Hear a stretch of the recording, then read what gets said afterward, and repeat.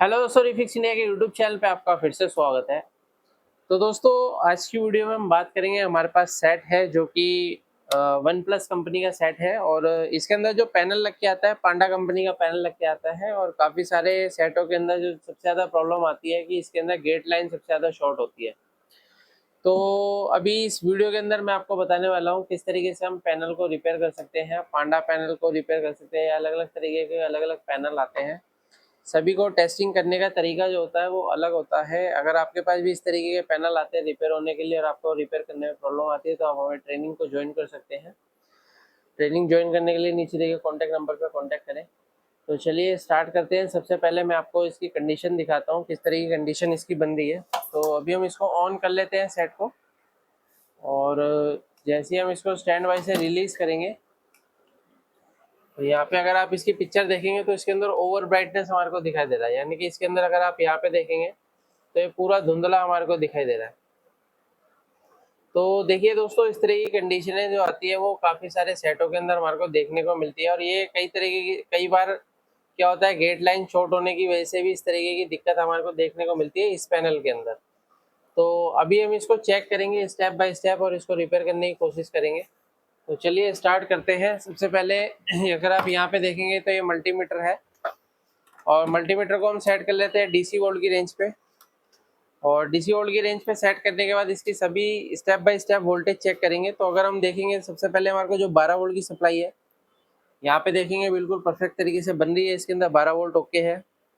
और ये जो 12 वोल्ट है ये हमारे टीकॉन आईसी के लिए जो 3.3 वोल्ट बनती है वो डीसी टू डीसी आईसी से बनती है। तो ये 12 volt DC to DC IC में जाता है। उसके बाद 3.3 वोल्ट जो है टीकॉन आईसी में जाता है। तो अगर हम यहाँ पे देखते हैं तो इसके अंदर हमारे को अलग अलग वोल्टेज जो है देखने को मिलती है। जैसे कि अगर आप यहाँ पे देखेंगे 3.3 वोल्ट की सप्लाई ओके है, और ये 3.3 वोल्ट की सप्लाई हमारी जाती है टीकॉन आईसी में। अगर आप यहाँ पे देखेंगे 3.3 वोल्ट ओके है। उसके बाद रोम आईसी में भी जाता है 3.3 वोल्ट, तो ये भी ओके है। उसके बाद देखिए दोस्तों, जो 3.3 वोल्ट है हमारी लेवल शिफ्टर आईसी में भी जाता है कई बार। और कई बार कई पैनल में क्या होता है कि हाफ वोल्टेज जाती है, यानी कि 3.3 वोल्ट की हाफ वोल्टेज इसके अंदर इनपुट होती है। तो अगर हम इसके अंदर देखेंगे तो 3.3 वोल्ट हमें यहीं कहीं मिल जाएगा। ये 29 वोल्ट की सप्लाई है वीजीएच, तो वीजीएच वोल्टेज इसका ओके है। और यहाँ पे देखते हैं तो ये -6 वोल्ट हमारे को मिल रहा है, यानी कि वीजीएल वोल्टेज है। उसके बाद अगर हम देखते हैं इसके अंदर, देखिए यहाँ पे 3.3 वोल्ट की सप्लाई भी इस आईसी के अंदर जा रही है। तो अभी क्या है, ये जो 3.3 वोल्ट है सभी आईसी के अंदर जाती है। और 3.3 वोल्ट से हमारा क्या होता है, जब डीसी टू डीसी आईसी में इनेबल वोल्टेज आता है तो हमारा वीजीएच वीजीएल एवीडीडी ये सारी वोल्टेज बनना स्टार्ट होता है। देख सकते हैं यहाँ पे एवीडीडी वोल्टेज ओके है। एवीडीडी के बाद जो है हमारा वीजीएच भी आपने चेक कर ही लिया है, मैंने आपको दिखाया था। तो यहाँ पे एवीडीडी के लिए यहाँ पे जो है हमारे पास एक मोसफेट लगा हुआ है, और ये मोसफेट से जो वोल्टेज बनेगी, जैसे अगर आप यहाँ पे देखेंगे तो ये वीजीएल वोल्टेज बन रही है हमारी। और भी देखते हैं तो यहाँ पे अगर हम देखेंगे तो यहाँ पे हमारी वीजीएच वोल्टेज बन रही है। तो अभी क्या है कि पैनल के अंदर वोल्टेज हमारी सभी ओके हैं। तो इसके साथ में क्या है, हमारे को एक वोल्टेज और देखनी है, जो कि यहाँ पे अगर आप देखेंगे तो ये हमारा गामा सर्किट है। और गामा सर्किट की अगर सभी वोल्टेज चेक करते हैं तो यहाँ पे अगर हम देखेंगे तो गामा सर्किट के अंदर जो वोल्टेज आती है हमारी, यहाँ से अगर हम चेक करना स्टार्ट करते हैं तो यहाँ पे देखेंगे ये एवीडीडी वोल्टेज से हमारा जो है वोल्टेज चालू होता है। और इस तरीके से हम वोल्टेज को चेक करते हुए जाते हैं। तो यहाँ पे अगर आप देखेंगे 13.89 हमारे को दिखाई दे रहा है, यानी कि 14 के अराउंड है। इस तरीके से हमारी जो वोल्टेज है वो धीरे धीरे कम होती जाएगी। तो इसको हम स्टेप बाय स्टेप चेक करते हैं। कई बार गामा सर्किट की वजह से भी इस तरीके की दिक्कत देखने को मिलती है। तो यहाँ पे अगर आप देखेंगे ये 10 वोल्ट की सप्लाई आ गई है, ये देखेंगे 8 वोल्ट की सप्लाई ओके है, यहाँ पे 6 वोल्ट आ रहा है, यहाँ पे 5 वोल्ट है, यहाँ पे देखेंगे तो ये हमारा 4.9, 4.4। उसके बाद यहाँ पे देखते हैं तो 3.7। और यहाँ पे अगर हम देखते हैं तो 1 वोल्ट हमारे को देखने को मिल रहा है। तो ऑलमोस्ट क्या है कि इसकी जो वोल्टेज है वो सभी ओके है, यानी कि जो हमारी गामा आईसी होती है, गामा आईसी जो वोल्टेज हमारे आउट करती है वो सभी गामा वोल्टेज हमारे आउट हो रहे हैं और हमारे कॉफ के अंदर जाते हैं। तो ये जो सिग्नल जाते हैं सोर्स कॉफ में जाते हैं और दूसरा ये जो आईसी हमारी बनाती है एक वीकॉम वोल्टेज बनाती है।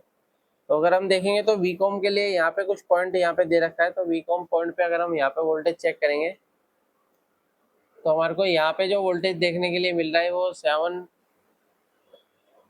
मिली वोल्ट हमारे को मिल रहा है। यहाँ पे देख सकते हैं मिली वोल्ट में हमारे को यहाँ पे वोल्टेज मिल रहा है। और यहाँ पे अगर हम देखते हैं तो इसके अंदर और भी वोल्टेज इसके अंदर जाती है, जैसे 3.3 वोल्ट भी जा रहा है इसके अंदर, ये भी ओके है। AVDD वोल्टेज भी हमारा इसके अंदर जाता है, ये HAVDD है। AVDD का हाफ वोल्टेज रहता है। तो ये वोल्टेज हमारी ओके है, लेकिन हमारी वीकॉम वोल्टेज जो है यहाँ पे नहीं बन रही है। तो अगर हम यहाँ पे देखते हैं तो ये PF हमारा लगा हुआ है, इस PF के द्वारा जो है हमारा AVDD वोल्टेज जो है वो इस IC के अंदर जा रहा है और इस IC से जो हमारा आउटपुट होता है वो हमारा वीकॉम वोल्टेज आउटपुट होता है इस PF पे। तो यहाँ पे अगर आप देखेंगे तो PF पे हमारा वीकॉम वोल्टेज आउट होना चाहिए, लेकिन यहाँ पे जो है हमारा वीकॉम वोल्टेज नहीं बन रहा है। तो अभी क्या है कि अगर हम वीकॉम वोल्टेज चेक करते हैं तो ये देखिए यहाँ पे जो हमारी वोल्टेज है ना तो यहाँ पे मिल रही है ना ही यहाँ पे मिल रही है, क्योंकि एक सिरा इसका ग्राउंड में होता है, एक सिरा इसका पॉजिटिव में होता है। तो पॉजिटिव वाले सिरे पे हमारे को कोई भी वोल्टेज जो है देखने के लिए नहीं मिल रही है। और ये जो ट्रैक है ये हमारा ट्रैक सीधा इस रेजिस्टेंस से जाके जुड़ रहा है। तो इसको क्या है कि हम अलग से वीकॉम वोल्टेज देकर चेक करते हैं। इसको हम 7 वोल्ट की सप्लाई देंगे और उसके बाद ट्राई करते हैं क्या कंडीशन हमारी रहने वाली है इस पैनल की। तो सेट को ऑफ करते हैं और यहाँ पे अगर आप देखेंगे तो ये मेरे पास बक कन्वर्टर है, तो इसके अंदर हमने इसको मॉडिफिकेशन किया हुआ है। तो यहाँ पे क्या है ये 12 वोल्ट इनपुट लेगा और 7 वोल्ट आउटपुट करेगा। तो यहाँ से हम 7 वोल्ट की सप्लाई जो है यहाँ से इसको देंगे। तो अभी क्या है कि इसका जो इनपुट है वो हम दे देते हैं फ्यूज से, क्योंकि फ्यूज पे जो है 12 वोल्ट की सप्लाई आती है। तो देखिए पैनल तो कई तरीके के रिपेयर होने के लिए आते हैं, कई तरीके के फॉल्ट भी आते हैं, लेकिन रिपेयर करने का एक प्रॉपर तरीके से तरीका होता है। तो अगर आप भी इस तरीके से पैनल को रिपेयर करेंगे तो आप आसानी से अपनी अर्निंग को बढ़ा सकते हैं। तो यहाँ पे मैंने इसको दे दिया है 12 वोल्ट और ये हम दे देंगे इसको ग्राउंड। और ये इसका आउटपुट वोल्टेज है, ये पिन हमारे को हटानी पड़ेगी, ये कनेक्शन गलत हो गया है, ये हमारा नेगेटिव है। तो नेगेटिव से नेगेटिव को जोड़ना है हमारे को। और यहाँ पे अगर आप देखेंगे तो इसको हम जोड़ लेते हैं सीधा इस रेजिस्टेंस पे। तो इस रेजिस्टेंस पे जो है हमारा वीकॉम वोल्टेज आता है और यहाँ से हमारा वीकॉम वोल्टेज पैनल के अंदर जाता है।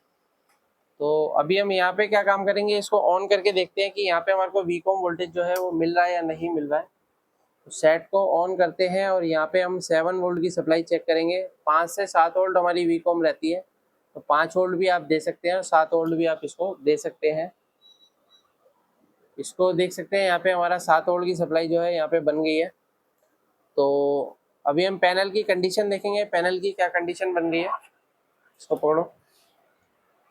पैनल की कंडीशन अगर हम यहाँ पे देखते हैं तो आप यहाँ पे देख सकते हैं ये हमारा पैनल जो है बिल्कुल फर्स्ट क्लास तरीके से ऑन हो चुका है। इसके अंदर पहले ओवर ब्राइटनेस की प्रॉब्लम थी, इसको मैं दोबारा से ऑफ करके ऑन करके दिखाता हूँ आपको।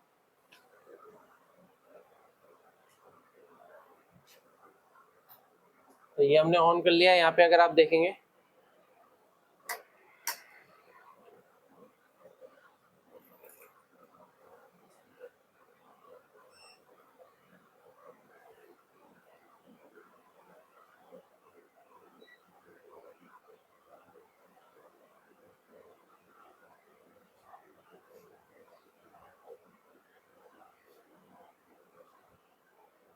तो अभी देखेंगे तो पैनल की कुछ इस तरीके की कंडीशन है। तो थोड़ा सा और मॉडिफिकेशन हमारे को करना पड़ेगा। यहाँ पे अगर आप देखेंगे तो हमारे को बार कुछ नजर आ रहा है इसके अंदर।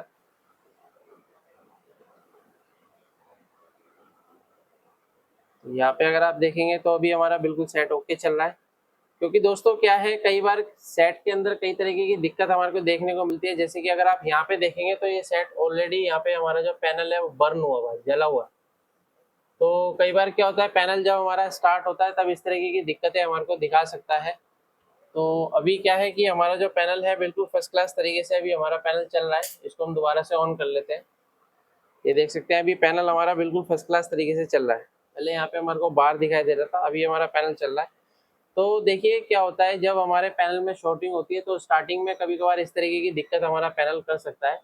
इस तरीके से आप किसी भी पैनल को आसान तरीके से रिपेयर कर सकते हैं, लेकिन पैनल को जब आप मॉडिफिकेशन करते हैं तो कोई ना कोई प्रॉब्लम इसके अंदर छोटी मोटी रह जाती है। जैसे कि अभी आपने देखा कि ये पैनल हमने स्टार्ट किया और इसके अंदर जो है हल्का सा बार आया स्टार्टिंग में और उसके बाद ये चला जाता है। तो ये जो आ रहा है वो हमारे पैनल के बर्न होने की वजह से आ रहा है। तो आप पैनल को इस तरीके से आप रिपेयर कर सकते हैं। अगर आपको वीडियो पसंद आए तो वीडियो को लाइक करें, शेयर करें, कमेंट करें। Thank you friends.